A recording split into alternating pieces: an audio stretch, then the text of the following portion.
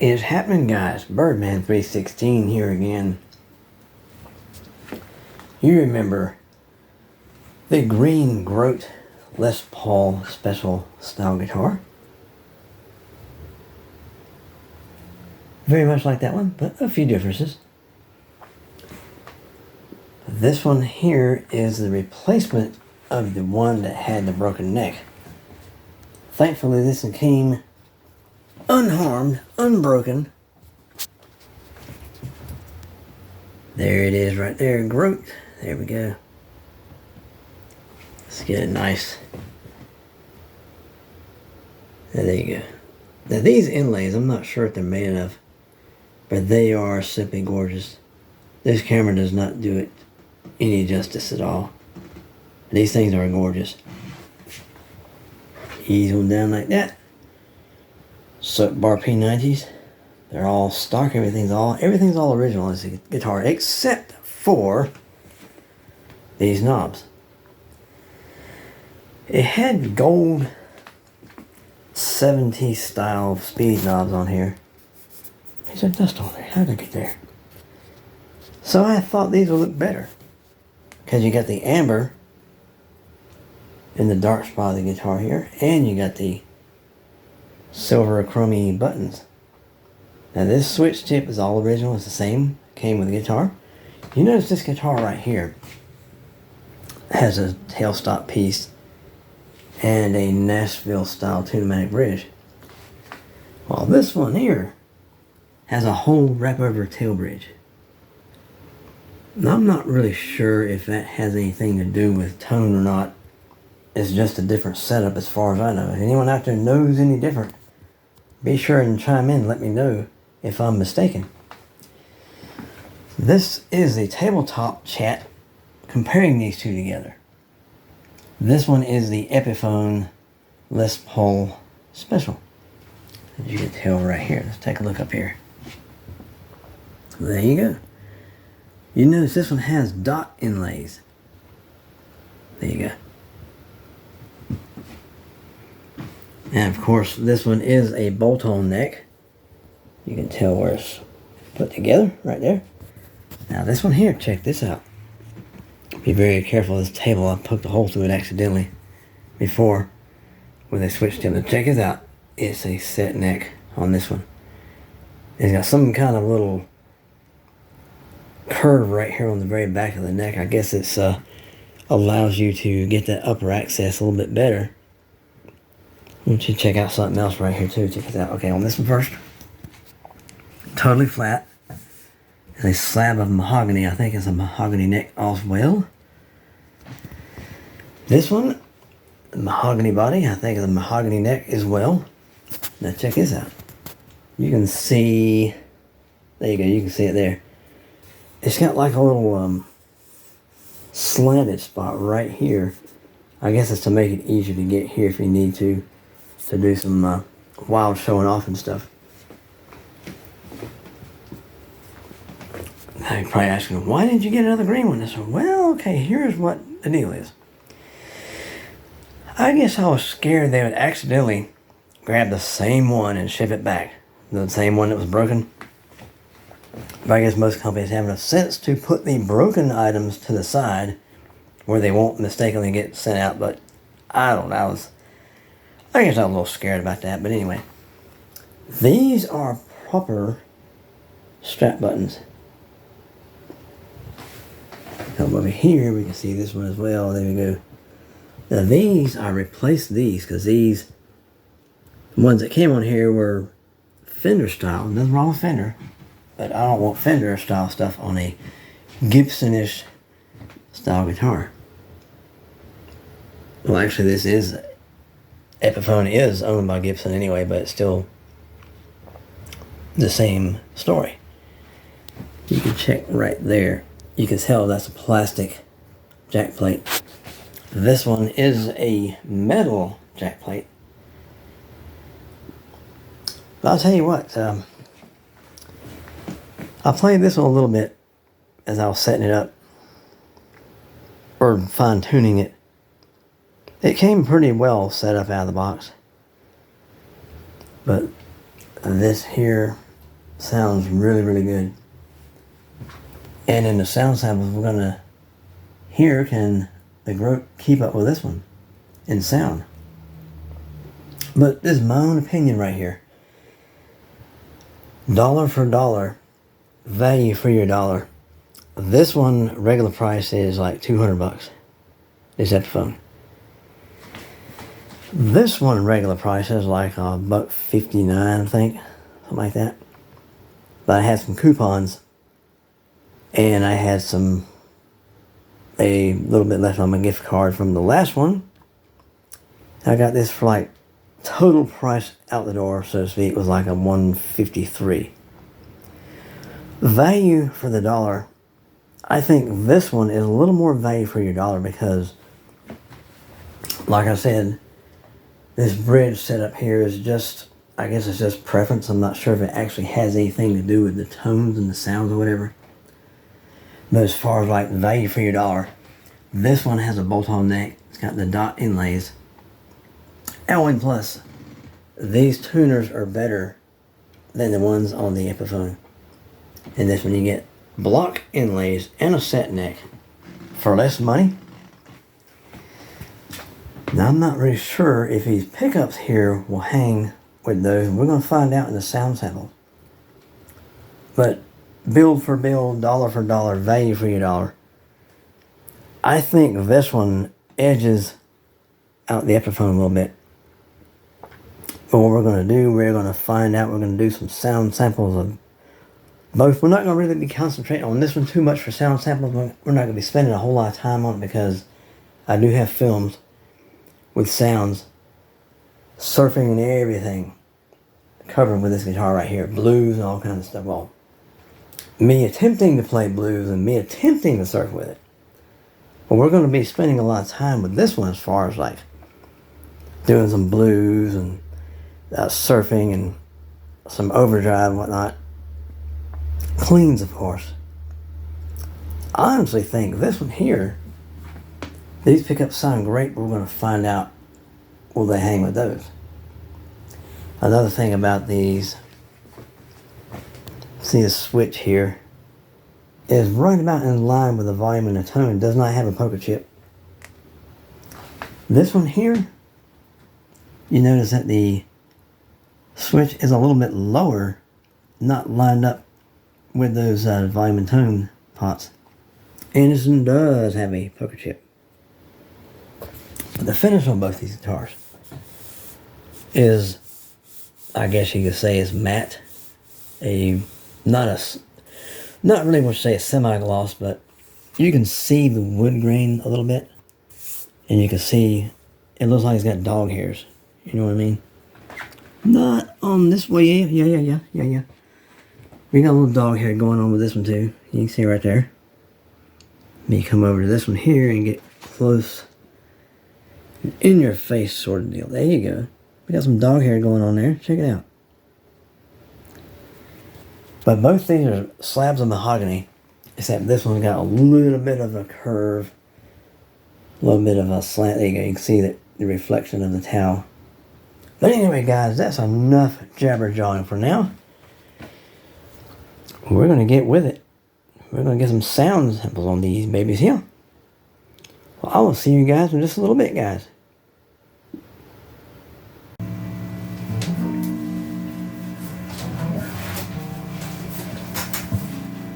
Well, here we are, guys. Birdman 316 here again with these sound samples.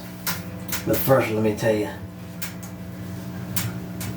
the sides of these frets on this one were nice, as well as the other one. And this one's got black binding on the side. The other one's got white binding. I forgot to tell you guys that in the last tabletop chatteroonie. We're on a neck pickup on here. Like I said, we're going to do a little sound sample clean, a little sound sample dirty with the sweet cream. We're not going to spend a lot of time with this guitar, but we'll spend a little more time with that guitar because we already got loads of samples with this one. We're just going to do a little more to compare to the other one there.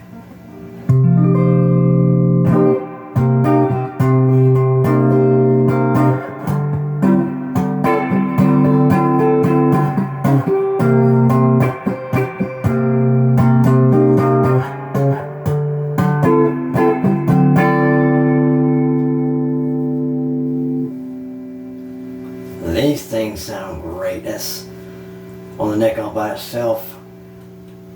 Clean. No overdrive, no nothing. Here's the middle.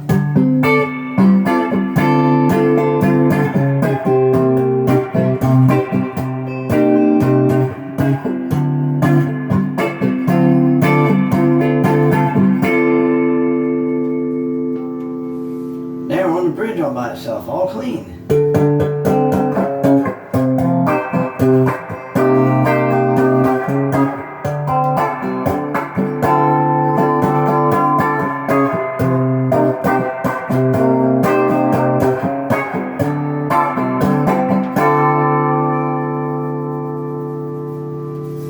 Alright, we got a little sweet cream now on the bridge still. Everything wide open, volume.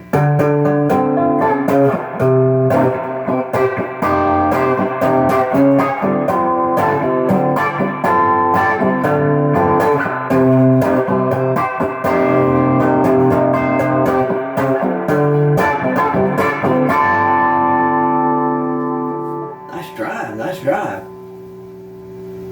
Here we are in the middle.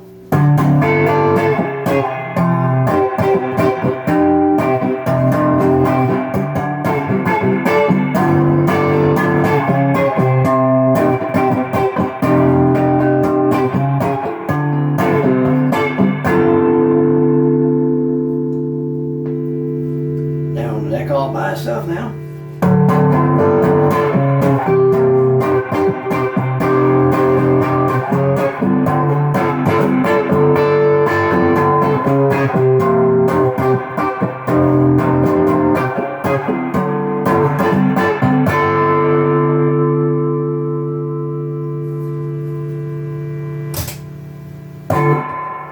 Well, that last little bit was clean, but I'm trying to be funny there.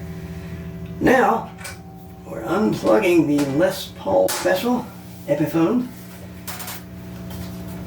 We're going to be getting the grote out and hooked up in just a bit here. Let me make sure it's not going to fall down and smack me in the side of the head. It might hurt the guitar, you know. And there we go. Check this out.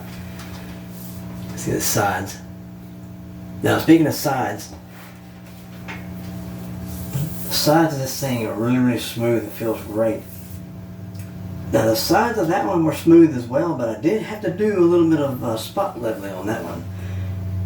I'm not sure about this one yet. I hadn't really done any checking or anything like that with the rocker or anything like that, or even by playing and stuff. So now we are on the same.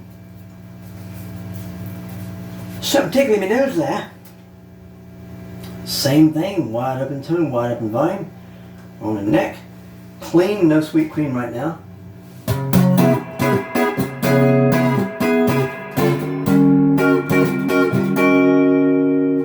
I can tell straight away that now the pickup height on these are very, very similar to those. As far as adjustments, I hadn't really measured it or anything, but visibly looking at it, it looks to be about the same height. I can tell straight away that this neck pickup doesn't sound as hot as that one.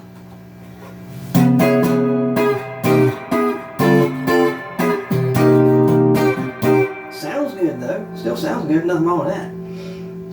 Doesn't sound quite as hot though. Let's go to the middle position here, both of them.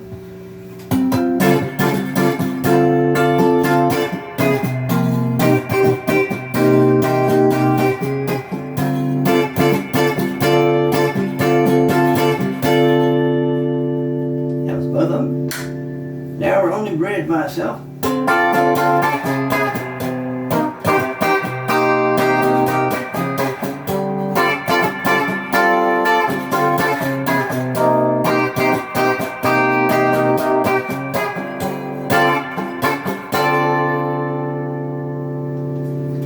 Let's put on some sweet cream. Everything else the same, still on the bridge.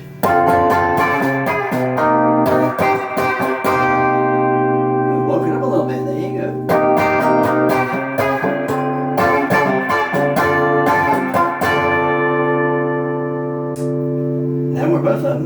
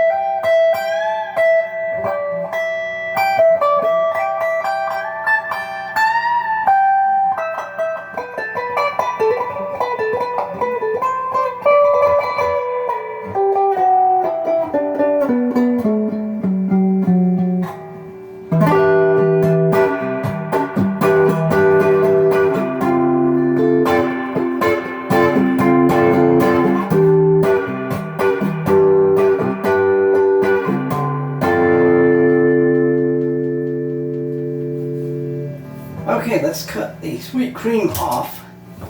Grab a pick. Where are you? Here you go. Now I'm on just the regular overdrive, not overdrive, but the reverb of the amp. I don't have my special reverb pedal out here today, but we're going to find out, does this have a chance to be a surfer?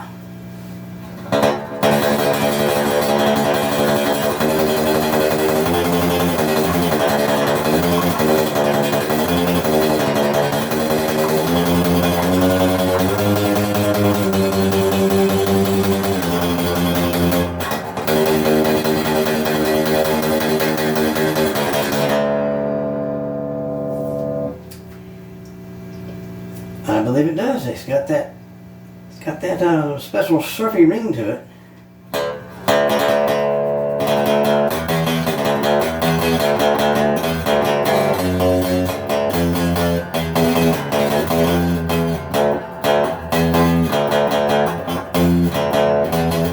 I'll get it one of these days. I'm trying to learn a little bit of James Bond here.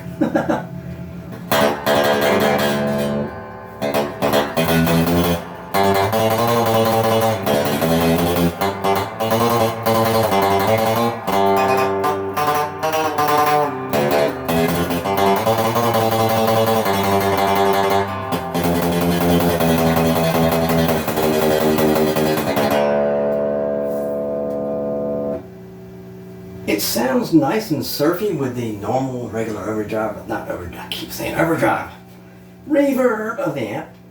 But I think a more truer test with this pickup as far as surfability would be with the 65 combo pedal, which has way under better sounding reverb than the regular amp would ever have. Unless it was like, I don't know, I guess a combo 65 amp itself. But if you can find one of those things, you're probably looking at about, I don't know, $1,500 or so maybe, if you can get lucky and find one. And that might be on the low side, I don't know. If you wanted the Blues Junior, you can still get them, no problem. $700 for the base model. Whoo! And I remember when they used to be $400 and $500. But anyhow, that was, I hope those sound samples were sufficient. Even with this one right here, we got loads with that one, no problem. But this one right here, we're going to spend a little more time with this one. Now, as far as the tone and the sounds, I think this sounds really, really good. I think those pickups and the epiphone are a little bit warmer. But if I did change the pickup on this one, it would probably be the neck, just to have a more, I guess Colin would say the neck pickup on that one would be a bit woolly. I like woolly, it's pretty cool. Woolly's good. I'll probably change this one out to a warmer one, more woolly, so to speak. I would probably leave this bridge pickup in here. But we're going to do some more testing and everything before we make any decisions on what, if and what to replace or whatever. But this guitar right here, I know it's really nice. I wish the green one would have been nice, would have not been broken or whatever, but this is just my opinion here about this one here. Everything is nice about this guitar. Now the sunburst-ish look, to me, is a little on the dark side. I would have liked it a little bit brighter to have more wood grain show through, but I mean, with everything else being great, feels great, plays great, sounds great, and it wasn't broken. We're not going to let a little color issue cloud any thoughts about this thing. It's a super guitar, guys. If you're in the market for a Les Paul ish, what do you call that thing, the special, even with only one volume, one tone, I think, unless you want the Epiphone brand, which is nothing at all wrong with that guitar right there. It's awesome. That's why I got it, because I like that thing a lot. I got it on sale for like $159 a couple years ago. But if you're looking for a nice, less polished looking guitar, and did I mention this has a volute on the back of the neck there. And the green one was still broke. The green one got broken below the volute, right there. The green one was broken right there. But I think value-wise, like I told you in the tabletop chatter, the value, the dollar value of this one versus that one. I think the dollar value is a little bit better on this one, but you gotta think about it. If you don't like the pickups, you can always change them. So, dollar for dollar, value for value. I think this one nudges out the Epiphone a little bit. Not by a whole lot, but being the fact that you're getting block inlays, a set neck. To me, I'm not sure if this really makes any difference as far as like the tailstop piece and the pneumatic bridge versus the tail wrap over bridge that one has. I don't really know. Guys, if you know if there's any tonal differences at all in those style bridges, let me know something in the comments, because I honestly don't know, other than a style difference. Maybe the wrap over bridge was around first before the pneumatic style came along. I don't know. But either one sounds great to me. Of course, this is going to give you a little more adjustability as far as your intonation and whatnot than that would. Now there is a wrap over style bridge. It's dubbed the Badass Bridge. That's exactly what it's called. That bridge, the BA bridge, it has individual adjustable saddles where you can adjust your intonation precisely, and yet it still has the traditional total wrap over tailpiece bridge if you desire that style bridge. But I like both styles, the pneumatic style, the wrap over. I like them both. At first I didn't like the wrap over style bridge, but then I watched a whole lot of Colin Guitaristas films, and he convinced me in a way, you know. He also convinced me to try out the SG style, and now I got 4 of them. Budget, of course. But anyway, I'm waffling, like Colin would say, I'm waffling. But who doesn't like waffles, right? Here we go, alright. Guys, I want everyone to do me a huge favor. Have a great day, have a great night, wherever you are. This is Birdman 316, and always remember, keep rocking, make the world a better place. Sayonara.